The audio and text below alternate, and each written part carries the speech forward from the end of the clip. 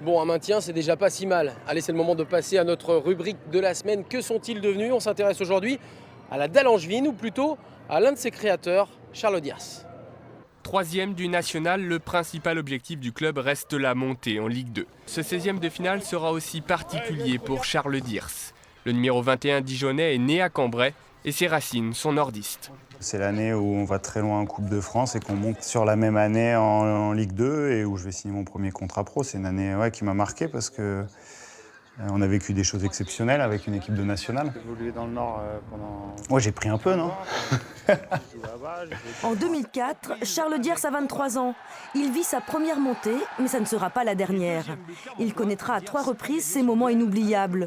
Joueur posé, efficace et rigoureux, le milieu de terrain ne croit ni au hasard, ni à la chance.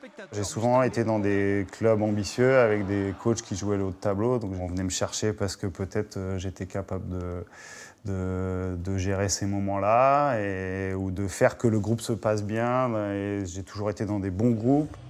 Auteur de buts qui resteront dans les annales, Charles Diers pose ses valises en 2008 à Angers. Il y vivra 7 ans plus tard la montée en Ligue 1. C'est ça qui est fort dans ce métier-là, c'est que tu donnes énormément de joie et de bonheur à plein de monde en fait. L'homme a un parcours atypique. Après un bac scientifique, il passe 2 licences, l'une d'informatique, l'autre de compta-gestion, tout en continuant de jouer. Quand tu arrêtes le foot ou un sport ou une activité à 35 ans, mais que tu dois redémarrer à zéro, on va dire, au point de vue compétences, sur le monde du travail, oui c'est bien monsieur, vous savez jouer au foot, mais sinon. Donc c'est mieux d'arriver, oui je sais jouer au foot, mais j'ai aussi ce diplôme-là, et le foot c'est aussi valorisant comme ça dans votre entreprise, et c'est plus facile. Prévoyant, il s'occupe aujourd'hui du développement de la stratégie sportive pour l'ESCA, une école de commerce. Mais ce qui lui tient à cœur, c'est l'association qu'il a créée avec un autre ancien joueur, la dalle angevine. Un slogan, un état d'esprit pour promouvoir le sport de sa ville d'adoption. On a vite vu l'idée de faire quelque chose pour fédérer tout le monde sportif angevin, pour informer de ce qui se passait, l'actualité, pour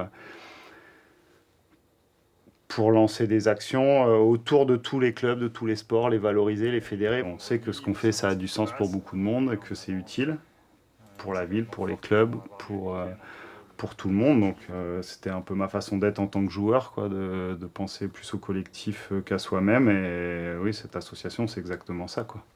Les idées fourmillent, le concept de Charles Diers et de son acolyte Olivier Auriac pourrait bien faire des petits.